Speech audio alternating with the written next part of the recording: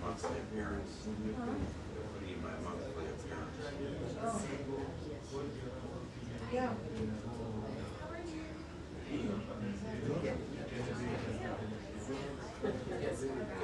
Yeah, I thought people are later. They're going to find me now.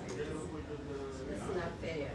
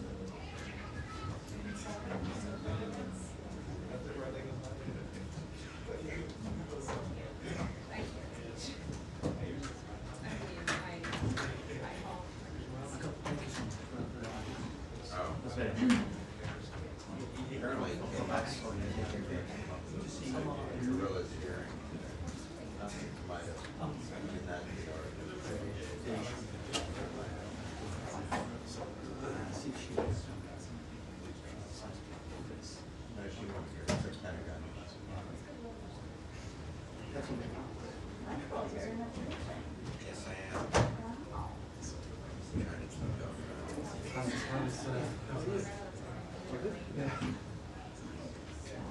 Did you have to fight? They breath waiting for they can park the step permit. I'll take the metro. I don't know how you do it. Yeah. And you just walk around with it. Yeah, but if you have to go into downtown,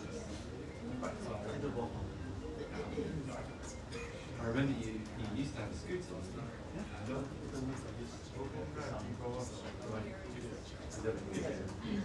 That's on the bottom. Okay. Yeah, I just know it after.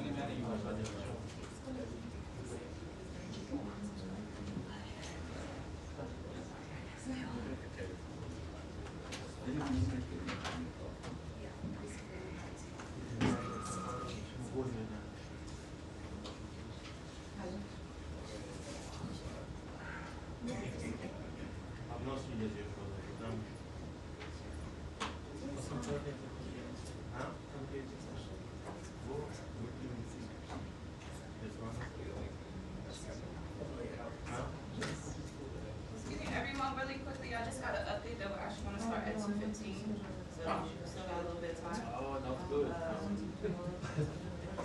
What?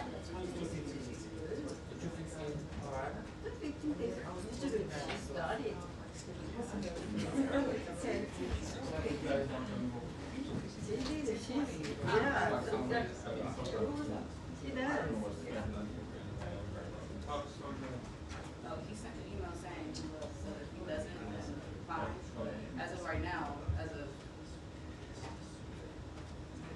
3 hours ago, he's coming. Okay? But that's your seat right there. Okay, well, thank you. Oh, wow. July 26th. That's too cool for me.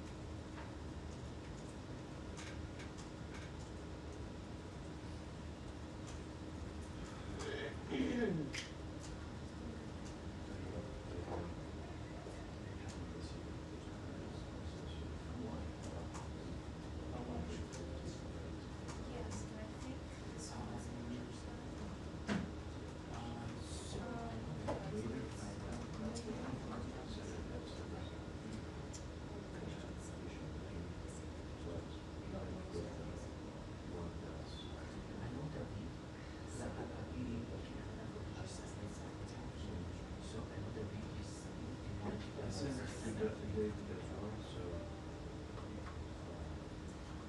we'll see. If I send her, I told her, I said like, we just provided the link, so you better email the link, the email that is provided. Yeah, I applied, and it's still pending. So,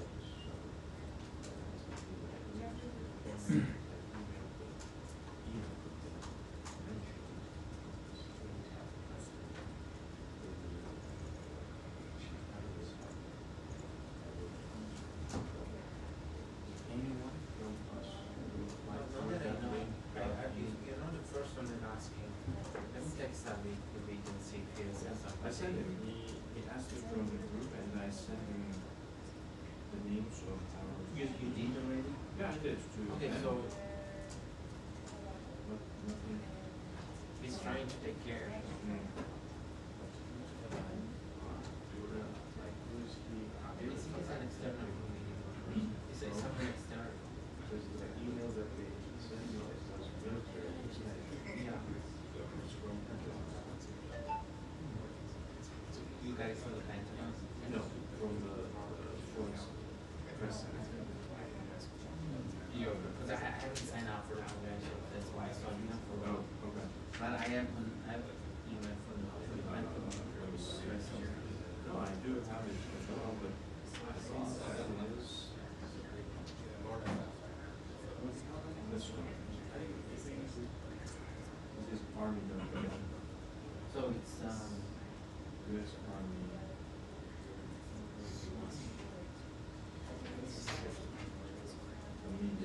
let me ask.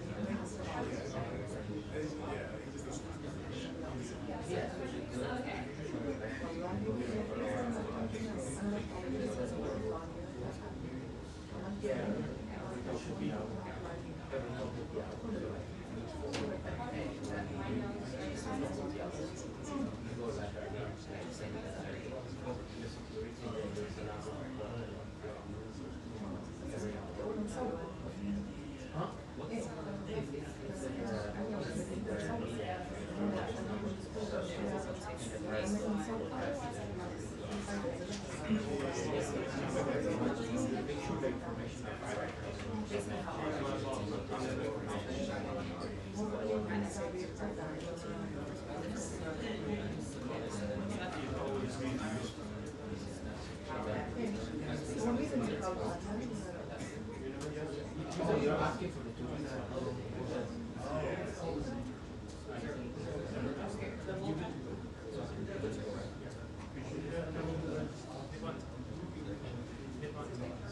Oh, it is, so, 아니 RSVP 받았어? 거기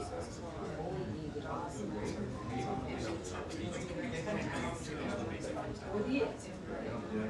누구 받았는 거야?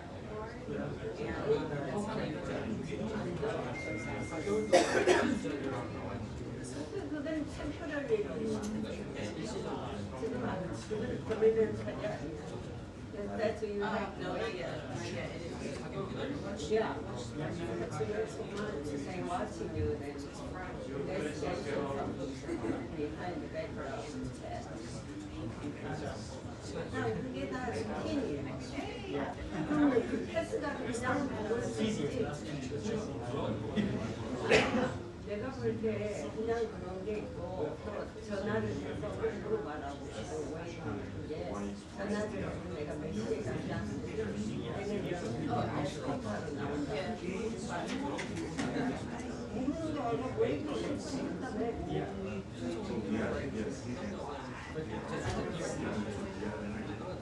그렇지.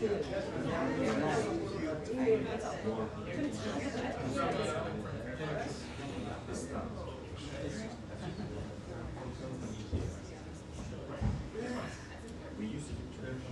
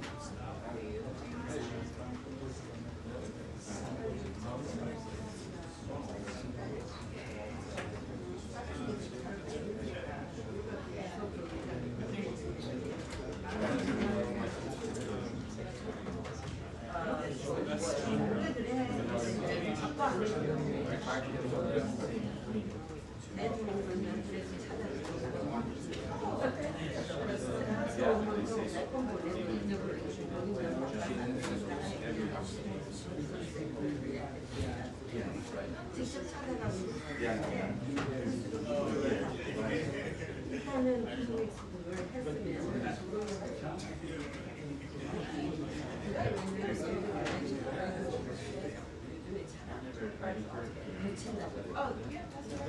했으면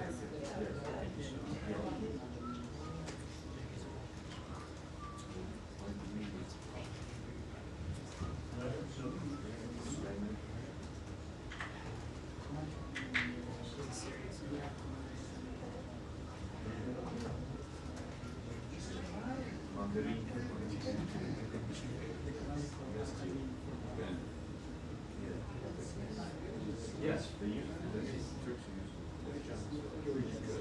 Yeah. That's right. That's very cute.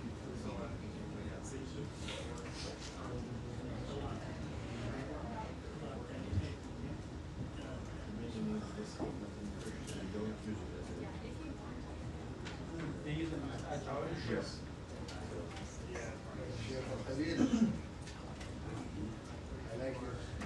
I like your territorial boundaries. I like that.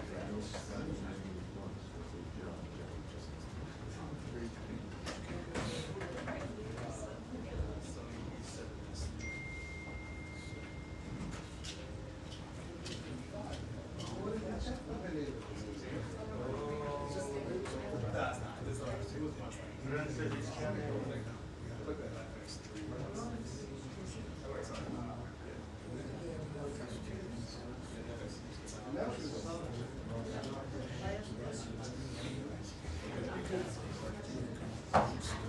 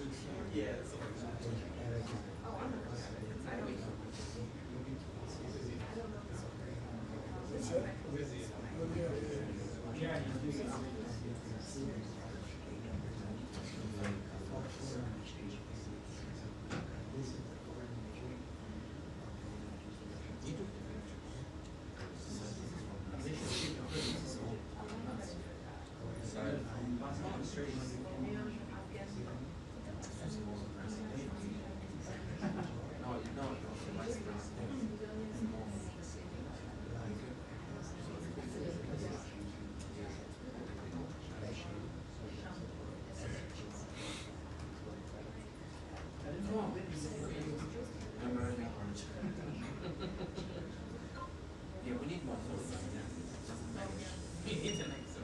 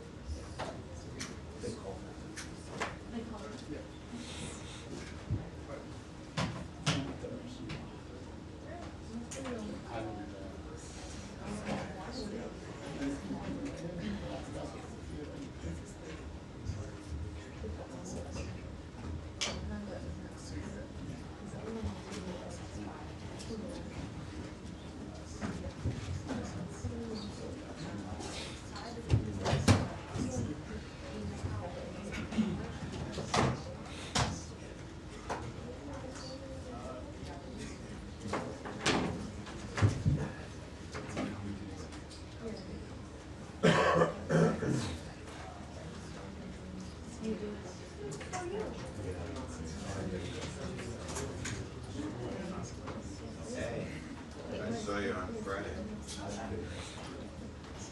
That riveting group.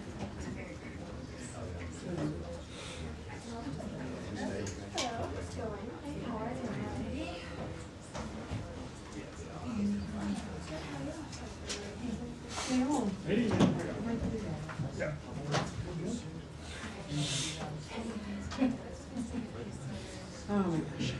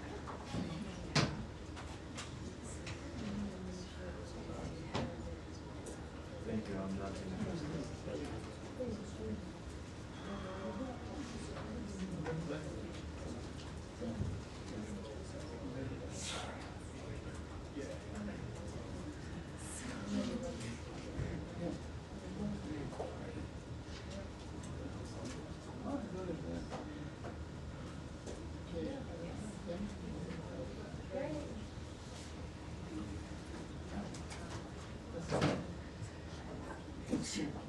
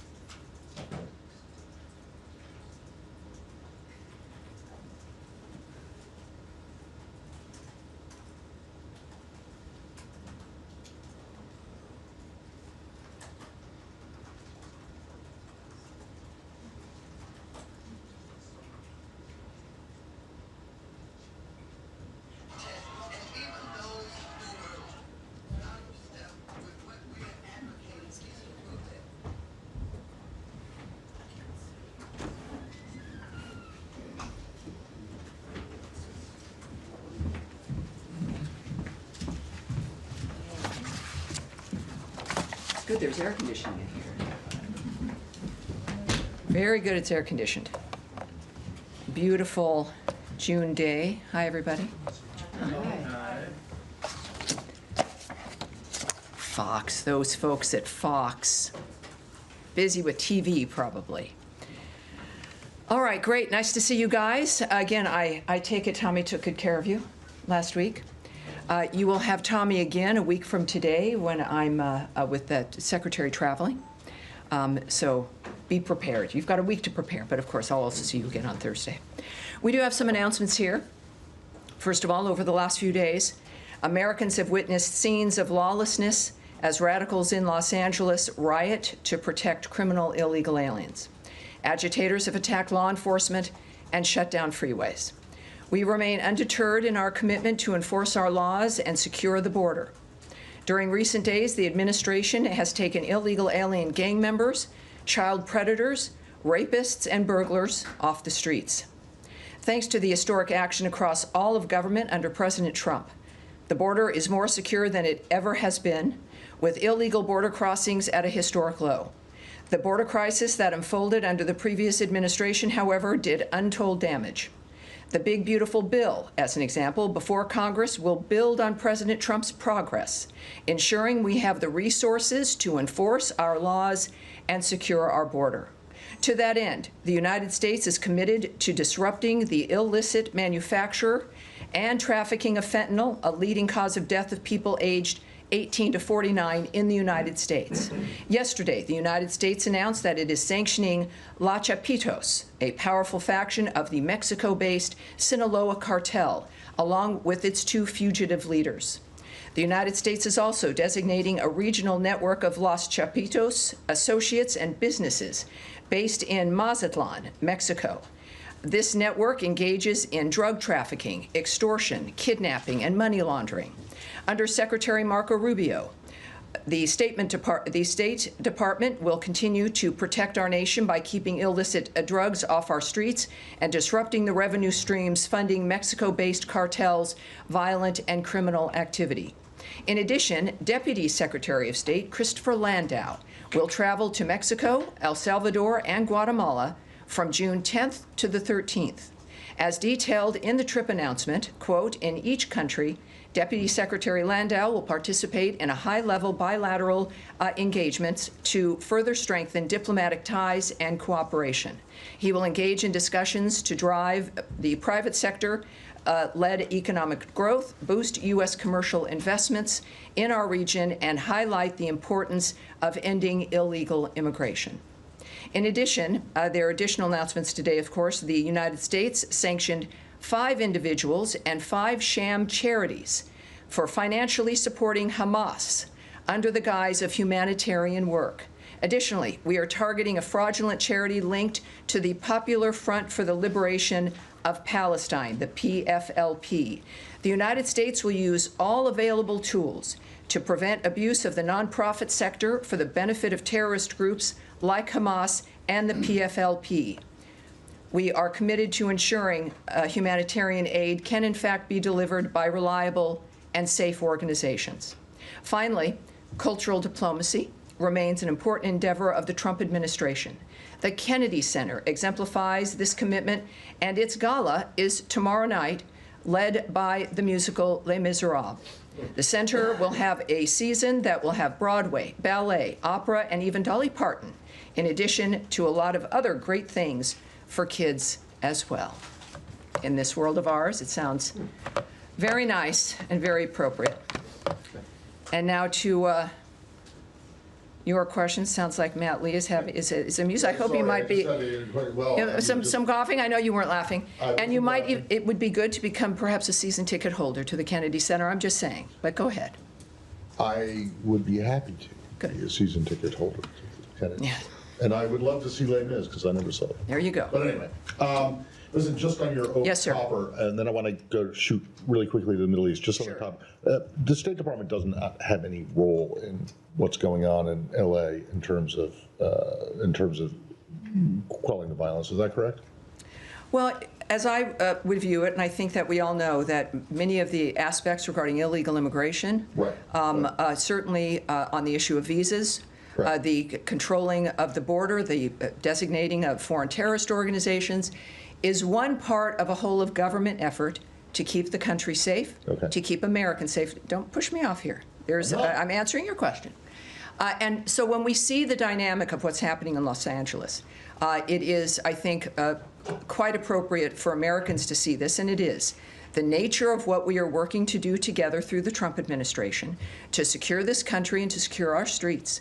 And that means, yes, removing criminal illegal aliens and getting them back to their home countries, and certainly at least getting them off American streets so that Americans can feel safer in their own homes and in their own communities.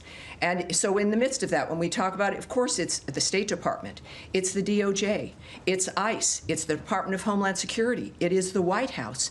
It is a multitude of departments working together to envision and implement President Trump's vision. Okay. Let me go to the Middle East. So Ambassador Huckabee gave an interview earlier today. I think it was earlier today, maybe it was yesterday, but in which he called into question, or didn't call into question, they basically said that the administration is not particularly interested in seeking a two-state solution for the Israel-Palestinian conflict. And I want to know, I mean, he's been outspoken on this issue in the past, before he became ambassador.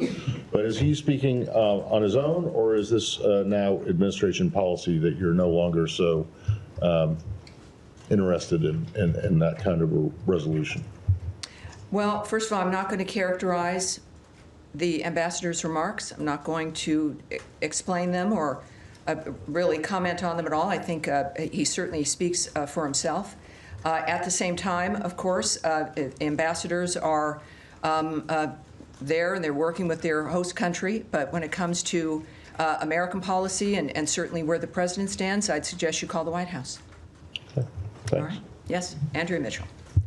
Hi, thank you, Tammy. Let me ask you about part of the potential enforcement of the administration's policies to deter illegal immigration. Mm-hmm. There is reporting of a potential plan to send undocumented immigrants or others who have been detained to Guantanamo, perhaps as soon as tomorrow, while there is a court case pending to rule out Guantanamo as a place to send people, saying that it is not necessary, it is too expensive, and that the conditions are intolerable.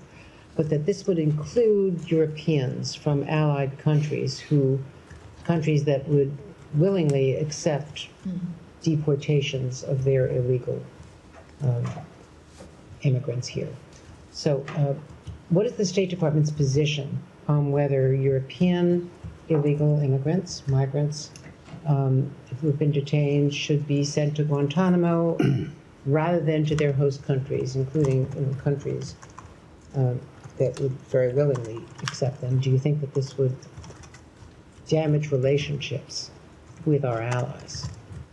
Well, first of all, I can tell you that this entire dynamic, it's managed by DHS, first of all.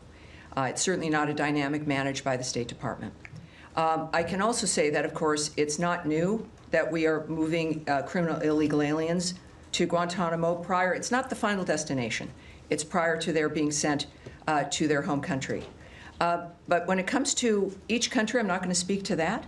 But I would suggest that I have a follow-up. well, I won't speak to any country when it comes to the illegal aliens, the criminal aliens that may or may not be sent to Guantanamo Bay. That clearly sits within a diplomatic framework. You're asking me to speak on what the Secretary or others might be discussing with their foreign counterparts, and I'm certainly not going to do that. I'm not going to speculate, and nor will I guess or speculate on the nature of any kind of backlash or the impact on the State Department. What I can tell you is that the backlash would be as if we weren't doing our job. State Department and the Secretary has been very specific about our role, which is the vetting of people who are coming here in the first place, removing illegal aliens who are here, criminal illegal aliens, whether they've overstayed their visa, are here illegally entirely. We're very focused on the nature of what the State Department has as its charge. And this is a framework, again, that's, as I just mentioned to Matt, where you've got a whole of government framework. The DHS is in charge of this particular aspect. But if the DHS literally would be in charge, but does the State Department have a view about what the diplomatic impact would be on our allies? Again, Andrea, you know I'm not here to speak about the diplomatic opinion or the speculation of the nature of the feelings of things. I'm here to talk about the specifics. You're right. You know, the United States has increased enforcement of immigration laws and removal of illegal aliens. They are being removed because they didn't have a legal basis to be in the United States. These are the why, you know, the visa dynamics, the nature of that we have the right, like every country does, to control who comes in and to have an interest in who stays. And that's what this is about. Sending people to Guantanamo might have a salutary deterrent impact. Would that help the whole of government approach which you are describing? What I can say is that this is a very specific mission to make American streets safer. And this is why President Trump was elected, to do exactly this. Yes, ma'am. Thank you. Just going back to Matt's question on Huckabee's comments, I know you said that the ambassador speaks for himself, but he was appointed by the president. Mm-hmm. He does represent the U.S. government in Israel. So is a two-state solution a goal of the U.S. State Department currently? You know, I'm not going to speak, again, what I said to Matt, and what I'll keep saying is I'm not going to parse the ambassador's remarks. That's not what I'm going to do here, and I'm also not going to speak about the nature of what people say that he was claiming or not claiming. I'm not going to have a speculative conversation about that right now. I would suggest that when it comes to the policy of the United States, that sits with President Donald Trump. And he's just he's like a 15-minute walk away from this building. Call them, and in fact, I think they would have an answer for you, I would think. Okay, and then of course, the president sets a policy, but Secretary of State is in charge of foreign policy. So irrelevant of yes, what I'm not, ambassador. Yes, I'm not going to begin a conversation speculating based on a statement Ambassador Huckabee may or may not have made. I would suggest when we think about the policy, yes, Secretary Rubio implements President Trump's vision for foreign policy. In speaking on that issue, with everything going on in this world, we are focused clearly on the nature of the things that are in front of us. And I would just suggest calling the White House to make a determination of the Trump policy, the Trump administration's approach in this regard. So Secretary Rubio doesn't make foreign policy. It's his vision and implementation of President Trump's point of view and President Trump's vision. And so that's what Secretary Rubio does, and obviously does it very well. Yes, sir. What's the vision that he's implementing we're here, not, Tammy? I'm not going to begin to speculate or go into this. How about I'm just the not going to National go Security here. Advisor is Ladies, if you want to speak about the National Security Advisor, also call the White House. Yes, sir. Just to follow up on that issue. Sure. And this will, go ahead. Sure, but what we have heard from the president is he wants the United States to take over Gaza, which is obviously one of the occupied Palestinian territories and would be part of a future two-state solution. So is that, I mean, you haven't mentioned that, but should we assume that is part of the policy, and therefore that opens the question of what about the West Bank and East Jerusalem? And is that, I mean, Ambassador Huckabee seems to be suggesting there wouldn't be a future Palestinian state in those remaining areas. So we kind of know half of the answer to the question, in that you've said it's President Trump's view and decision, and he's stated that, although you haven't restated it here about Gaza. So it's just if we could clarify what. Well, there's a focus on Gaza, and for a very good reason. And that's what we're focused on, is the ceasefire, is stopping the carnage, dealing with what's going on in Gaza, after, of course, the horrific events of October 7th, the nature of what's happening with Iran and its death squads of Hamas and Hezbollah and the Houthis. It's a full plate. And what one does is you start at the beginning, and you move forward. We are still working on dealing with either certainly ceasefire and peace for Gaza, and then, of course, the aftermath of that, and rebuilding and dealing with what that means. At some point in time, that will hopefully be the major conversation here, right, is in the aftermath and the rebuilding and how that's happening. And I would expect that to be a conversation that we'll all be engaging in. But is it still the policy that the U.S. should take control of that territory? You know, during that I process? can't, look, what I've heard President Trump say, and what I know the Secretary has always said, is that Hamas can't exist, that we've got to get a ceasefire, that we've got to have new ideas for making sure this doesn't happen again and again and again. I know that the President has called for new ideas to help make that happen. I know that he has had some new ideas and how to do that. We know the region has chimed in with what it believes it can do when it comes to aid and even rebuilding. But the fact of the matter is right now, Hamas won't even let the hostages go. Hamas still won't put its weapons down. Hamas is still playing games as people still die as we do work to get food and aid into that region. So we're still at that kind of dynamic, and we will get to the other part, I hope, as soon as we can. Nadia. Thank you, Tammy. Just on the Middle East again, the Israeli Prime Minister said today there is significant progress in releasing the hostages and the ceasefire. Does the State Department share his view? And also I want to ask you about the 20 people who have been killed today around distribution center. Last briefing, I believe you said that the Israelis are investigating that.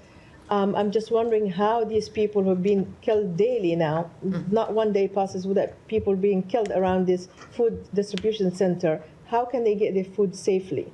Well, of course, that is exactly what we've all been working on, right, is getting food and aid safely in.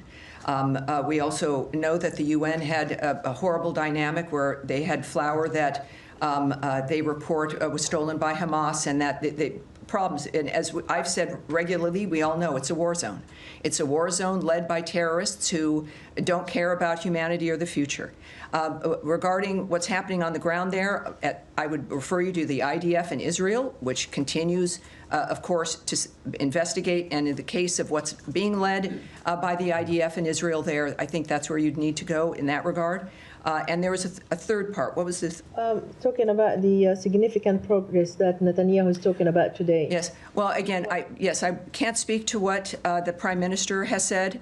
Is he sharing anything with you, the State Department? I can't speak to that at this point when it comes to what Netanyahu has said. Saeed, yes, and this will be the end for this particular stretch of questions. Yes. Thank you very kindly. Sure. Just to follow up on the questions that were raised on the two-state solution and so on. Sure. Now, we know that President Trump in his first term came up with the deal of the century, which spoke almost in details about his vision. Let me ask you this. Now, there are 5.5 million Palestinians in between Gaza and the West Bank. And I want to ask you, if there is no position of the State Department at this time, because the State Department has always... What I said was I was not going to speak about the issue. I did not say there was no position, sir. Okay. All right. Be very careful, because I'm not going to have you put on the record something that is entirely not true. Okay. And I want you to proceed with that in mind. Okay, I take it back. I wanted to ask you, what do you consider the Palestinians in the West Bank? I mean, I will not provide to you, Mike, what I consider. Are they under occupation? We are not going to, I will not, look, it was nice to be able to call on you, Saeed. I'd like to be able to have a question that I can answer, but you're asking me to speculate. Okay. Right. I would say, I will just reiterate as we move on to another issue, is that President Trump is a man who understands and is working, really is committed these 5-6 months to being a peacemaker and to changing things that people have not been able to change for half a century. Right. And he is determined to do it. He cares about everybody. He cares about the people of Gaza. He cares about the Israelis. He cares about Jews. He cares about Christians. This is a man who genuinely is determined to make a difference as an individual. This is a very fluid situation. He wants solutions. He wants to make sure that people can live safely in the world. And we've seen him time and time again make different decisions, have consultations, talk to people nobody thinks he should talk to. He can change his mind. He's clearly transparent, speaking about what he's going through and thinking each day. So when we think about what the future will look like, it's allow us to do the work that we're doing right now, focusing on the ceasefire, getting aid into that region, and let the president, who's determined to deal with all of the issues in that region, come to the fore of what happens next, and we will learn that only from Donald Trump. All right, so is this other than the Middle East? Where else are we going? Well, no, this is going, ladies and gentlemen, no, I've said no, Saeed was it? Now, where are you coming from? Iran? All right, we'll do Iran, sure. That's also the main. Well, we're going to do, we're not, Gaza and otherwise. Let's move forward, please. There was just confusion because the two-state solution has undergirded U.S. policy for the past several decades. But I understand that is a question to address to the White House. Yes, it's for the White House. It's for the future. I will not be commenting from this podium today. And this is, again, we've got so much more on the, let's just move on, please. Iran? The question on Iran is there's been conflicting messages about whether and where and when a 6th round of talks with Iran may take place. Is there clarity on that from the U.S. perspective?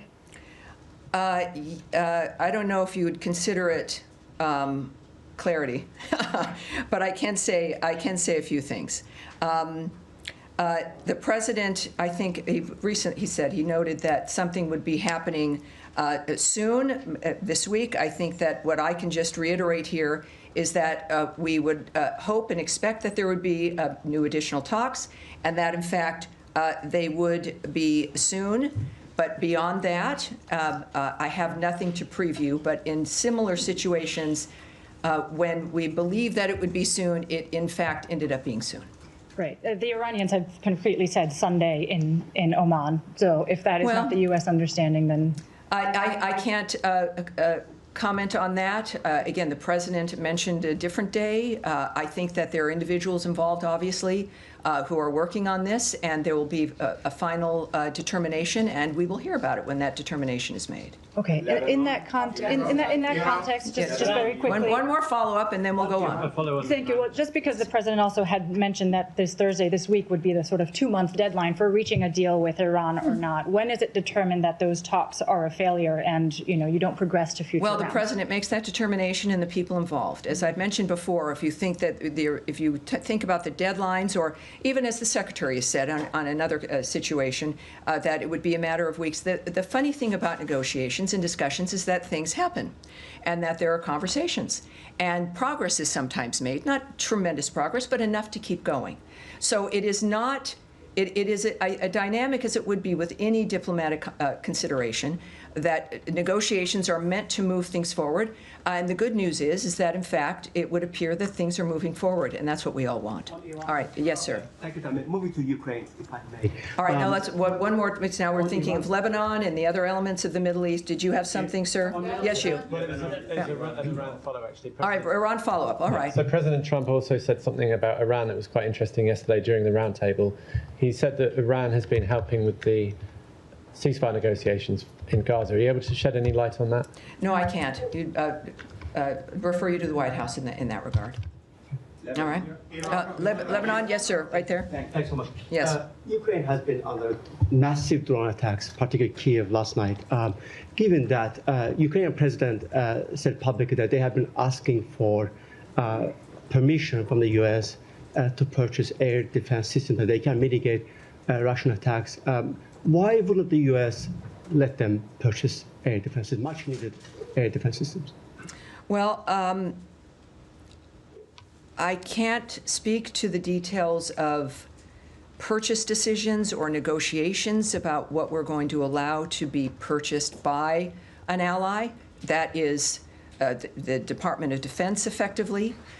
What I do know is what the President has said and what the Secretary of State has said in a number of venues is that we certainly, and we've been Ukraine's biggest supporter and defender, literally, is that we want them to have surface-to-air missile protections, right? We want them to be able to deal with incoming missiles. We know that it's been discussed about our European partners who have those systems from us to get them to Ukraine.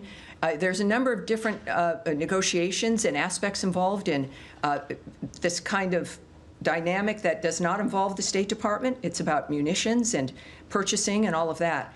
What I do know is that we are doing and continue to wish to do as much as we can. That is not disputed.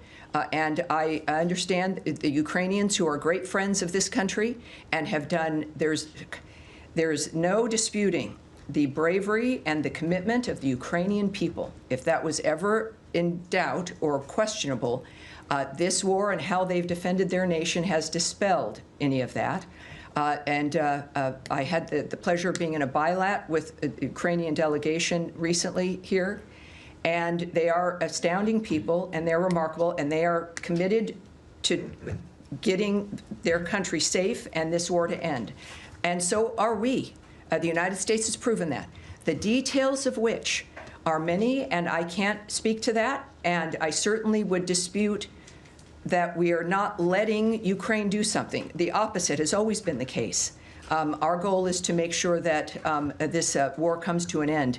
And we've continued to focus on that. And Tammy, on that line, I would appreciate if you help us clarify, reports that the United States has redirected some of the promised defensive weapons from Ukraine. Well, supposed to go to Ukraine, but they redirected to the Middle East. Is that accurate? I can't speak to that. That is not something that, whether it is or is not happening, it's a decision that is clearly one based in national security if it's happening, and certainly a diplomatic framework that, if a decision has been made, is not something I'm going to remark on here at the podium. All right. That's going to be it. We're moving along here. I want to get as many people as I can in today. Yes, sir. Last week, Pakistan's all-parliamentary delegation led by Bilawal Bhutto Zardari was here. Did he had any meeting, the State Department, and also has U.S. received any commitment or assurance from Pakistan that they will stop taking, they will take action against terrorists working from this? Well, I can tell you that State Department officials, including Undersecretary for Political Affairs Alison Hooker, met with the Pakistani parliamentary delegation during a visit they had to Washington last week. She reiterated U.S. support for the ongoing ceasefire, as you might imagine, thank God, between India and Pakistan. They also discussed important issues to the bilateral relationship, including counterterrorism cooperation. So that meeting occurred. We also know that Deputy Secretary Landau met with the Indian parliamentary delegation last week, and he also reaffirmed the United States' strong support of India in the fight against terrorism and strategic partnership between those two countries. Did you receive any assurance from Pakistan that they will take action against terrorists? You know, I am not going to discuss the details of those conversations. All right. All right. Yes, ma'am. Thank you, Tammy. Do you have any updates on the temporary pause on scheduling new interviews for student visa applications? Is that still in effect? I can tell you, of course, and that's a good question because there's so many other conversations about visa restrictions. I do believe that we are in the process, and I don't know if, Tommy, if we might have to take this back, I know last week that we were in the process of indicating that it would be very soon and that people should start looking for those spaces to open up regarding appointments. Nothing has changed in our encouragement still of people to apply for those student visas. This was a matter of making sure that the process that we were expecting of consulates and embassies was proper when it came to what we expected them to be able to vet for.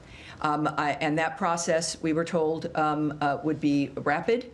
And I think at this point, what I can reassert here is that people should watch for those spaces to be open, should continue to apply. This is not going to be a lengthy or an ongoing dynamic. It was meant for a specific, almost an administrative adjustment. And I would hope perhaps we can go back and get more on this. But I think that that's where it stands. And perhaps on Thursday I can get even something more specific for you on the record. And another reminder to the people watching at home.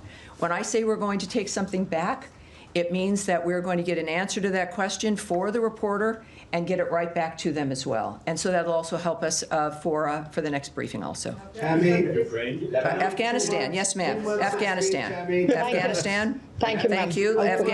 Let's keep this in order, please. Let's go ahead. Thank you so much. Thank you. As you know, Afghanistan situation is still critical, but different people, different diplomats like Zal Khalil, the former ambassador in Iraq and Afghanistan, he has a positive idea.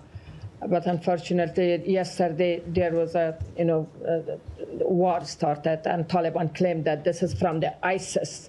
Number one, do you think it's still ISIS is still active in Afghanistan? And my second question is still some Afghan who was SIV and P1 or P2 left behind in Afghanistan, Pakistan, Iran. Do you have any update for them to come to the United States, please? Well, first, I can't speak right now on the internal dynamic of what's happening in any problem between people or claims about ISIS being active and violence that was ensuing. But let's take that back and see what that is. I do know that for the visa restrictions and Afghanistan, that there is,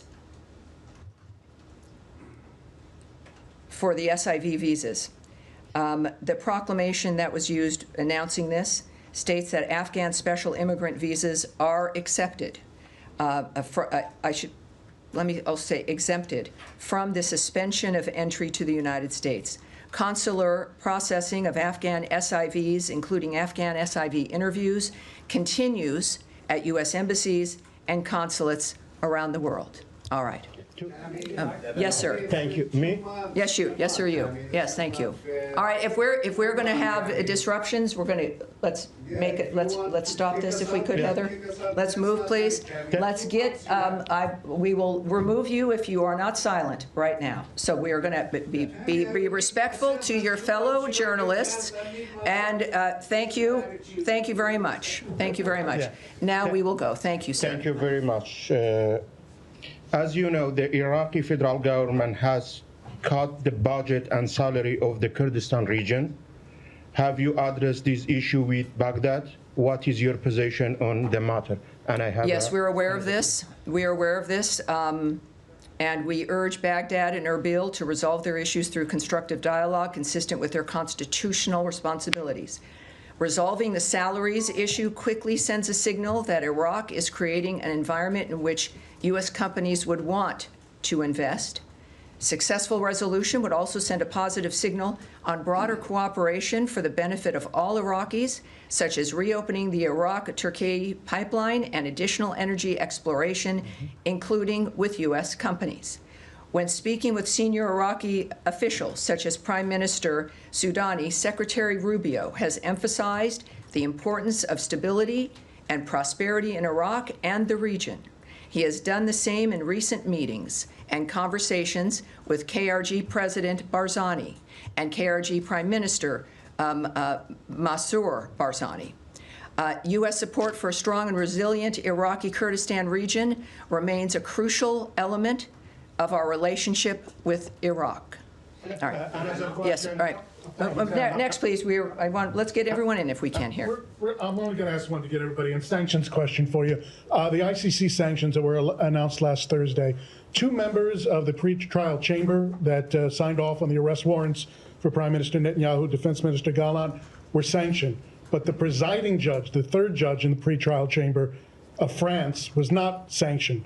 What was the reasoning behind sanctioning only 2 of the 3 members and not the presiding judge of that chamber? Yeah, again, that obviously was a internal diplomatic decision made very specifically about specific individuals, which I won't discuss. So it was a diplomatic decision? Well, it's what the decisions that go into the nature of when to do a sanction.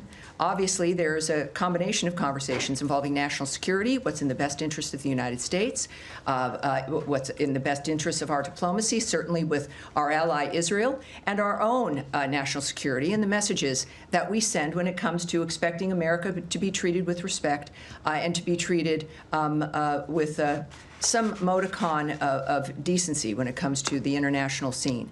I think that makes that clear, but in the sense of the details of that, of course, I can't comment on that here. Thank you, Tim. All right. Yes, sir, at the end here. I have a question about foreign aid. Would you be able to share any update on the status of PEPFAR? I understand Secretary Rubio said last month in his hearing before the Senate that 85% of the program is operational. But now some activists and congressional Democrats are disputing that. I do have something for you here, just for some clarity. Secretary Rubio referenced an estimated 85% of beneficiaries who could be receiving life-saving treatment and prevention of mother-to-child transmission services based on the full operational capacity of all the operational active awards. It's 85%. That is a correct number. That is as of March 24th, 2025. All right? Good. Oh, wait.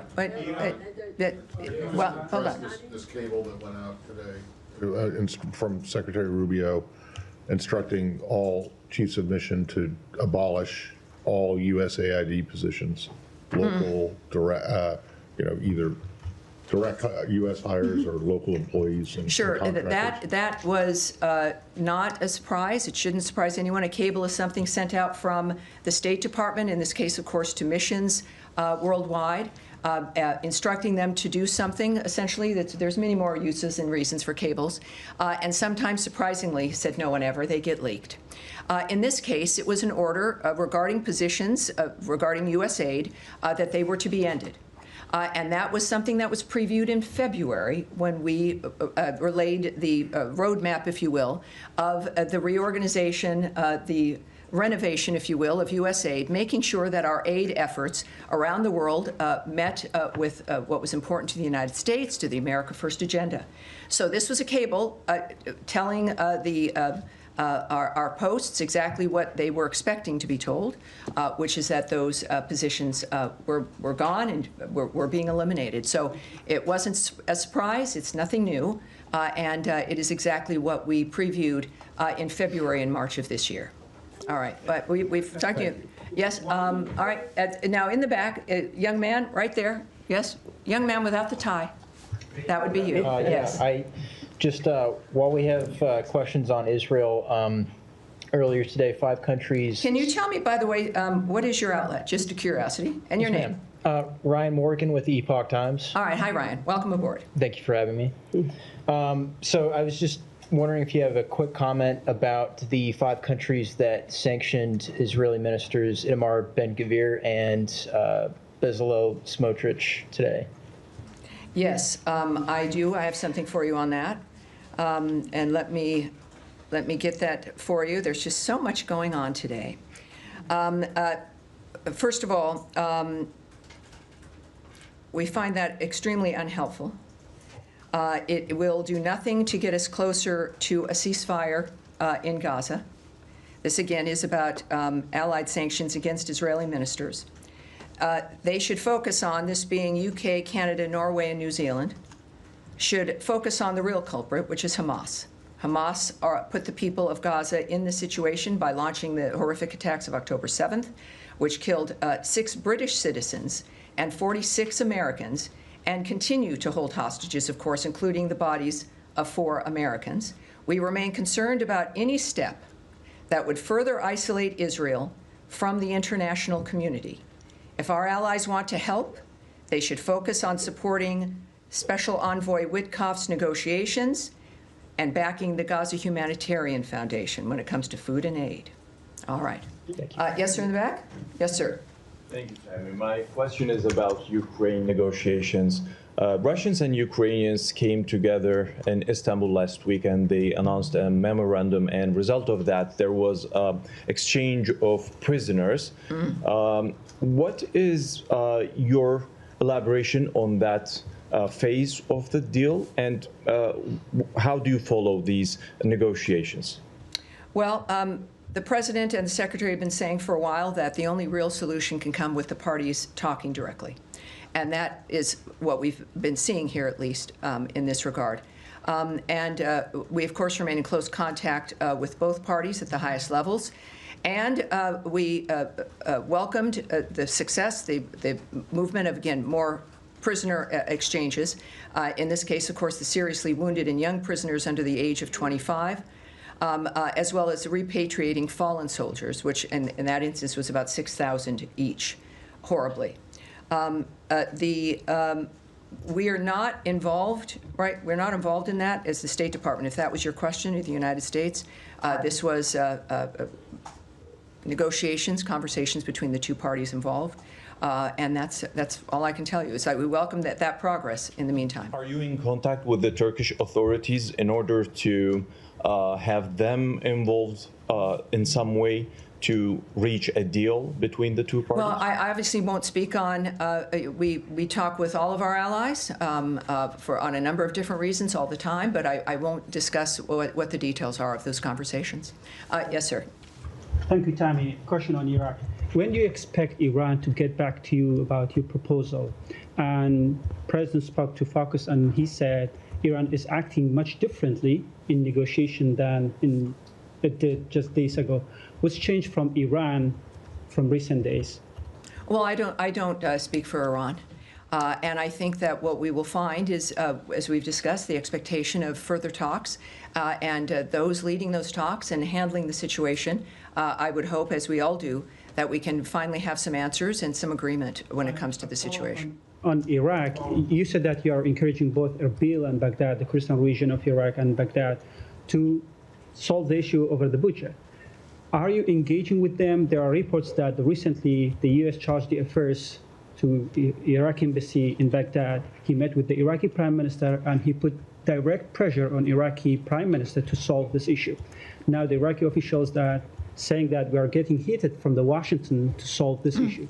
Do you have any updates on that? In my previous answer to this, it's clear, even from this podium, we're expressing what we expect to see. And they know what we think. And we've been saying it over and over again. It's not, I'm not going to speak on rumors or single reports or somebody talking about a chargé d'affaires or an ambassador and what they're talking about and who they're meeting. That's not going to happen here. But we here have made it very clear that this is a situation that has to stop. And we know that, of course, as I've noted, that resolving situations like this will entice more companies to get involved in the area, making everyone's lives in the region better. All right. Yes, sir, in the back. I was behind the man with no tie, but behind our friend with no tie. Yes, sir, go ahead. I should not wear the tie then. You have a tie on. That would be you, yes. No, you, sir. Oh, you, thank yes. you so much. Thank you, Tammy. Too many with no ties these days. All right. No offense to the no tie wearers. Thank you so much, Tammy. So after the ceasefire between India and Pakistan, President Trump offered to mediate on the issue of Indian-held Kashmir. I was just wondering what kind of follow-up we are expecting, like how State Department move forward, like inviting the leadership of both the countries, or like going to support UN Security Council resolution on Kashmir. Well, I obviously I can't speak to what's on the mind or the plans of the president. What I do know is I think we all recognize that President Trump, in each step that he takes, it's made to solve generational differences between countries, generational war. So it shouldn't surprise anyone that he'd want to manage something like that. He seems very much to be, and not just seems, but he has been the only one to bring certain people to the table to have conversations that nobody thought was possible. So while I can't speak to his plans, the world knows his nature, and I can't speak to any details of what he might have in that regard. You could call the White House. I have a feeling they would have plenty to say, but it is an exciting time that if we can get to a point in that particular conflict, thank God, but also thank Secretary Rubio and President Trump and the Vice President. It's a very interesting time, and so it's every day we bring something new, and I hope perhaps something like that can also get resolved before the president. Yeah, keeping Americans safe is a top priority of this administration. An American citizen, Gopal Panu, has wrote a letter to Secretary Blinken demanding to put sanctions on Indian agents involved in his assassination attempt. Did you get that letter? What is your opinion? Well, if that's something I can't speak on, but let's take that back and we'll go on from there. All right, now I've already spoken to some of you with your hands up. Yes, sir. And the blue top, no, behind you, no, in the glasses, sir. Thank you. Yes. As you know very well, new South Korean President Lee Jae-myung is pursuing pragmatic foreign policy, which regards the alliance with the United States as the very foundation of his foreign policy. But pragmatic policy also signals an openness to stably manage relations with China. So do you have any comment on the new South Korean government's foreign policy stance? Well, I don't. What I can tell you is that there was a call between the president and President Jae-myung Lee. We can confirm that that phone call, in fact, took place, and we refer you to the White House for those details. We congratulate the president on his election as the president of the Republic of Korea, and we're confident under his leadership that our alliance will continue to thrive. Again, for more, perhaps further comment, if you'd like to know what President Trump's view of that, I suggest you call the White House. All right, now in the back is going to be our last question here to you, sir. Thank you. And a nice white crisp shirt and a tie and glasses, and it's our sartorial remarks here today, apparently. Thank you, Tammy, for giving me the opportunity to ask yes, sir. And your outlet again, sir? I work for France 24 and Al-Sharq Al-Awsat newspaper. Very good. Welcome aboard. My question is about Lebanon. There were reports yesterday that the U.S. is engaging Israel in some discussions about the fate of UNIFIL. Would you please shed some lights on what do you think regarding the situation of UNIFIL in southern Lebanon, and what do you expect from UNIFIL and from the Lebanese government? And also, I have a question whether you would confirm that Ambassador Tom Barak will visit Lebanon next week. Thank you. All right. Well, for the first part of that, we'll have to take all of that back. I know that quite some time ago, we discussed this here at the podium, but as we also know, time changes things, and I want to make sure, I don't want to repeat to you the nature of what we were saying months ago. So let's go back and we'll get those answers there. Regarding Ambassador Barak, he is, of course, our ambassador to Turkey, and he's leading the way in our effort regarding Syria and giving them a chance to make a difference and to move into the future.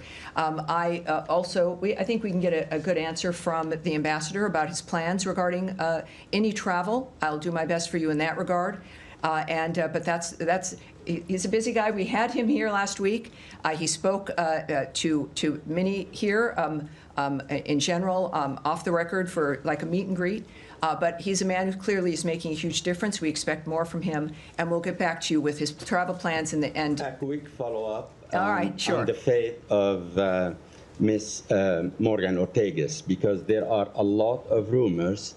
Well, that means, boy, I can see myself answering this question. Yeah, but said no one ever. I know you answered without answering the question before. Well, But, I will not those answer rumors? without not answering. No, first of all, I will not speak about personnel dynamics. I'm certainly not going to address rumors surrounding those, any personnel dynamics here regarding anyone. And I'm going to leave it at that. All right, thank you, everyone. Great job. I'll see you on Thursday. Thank you very much.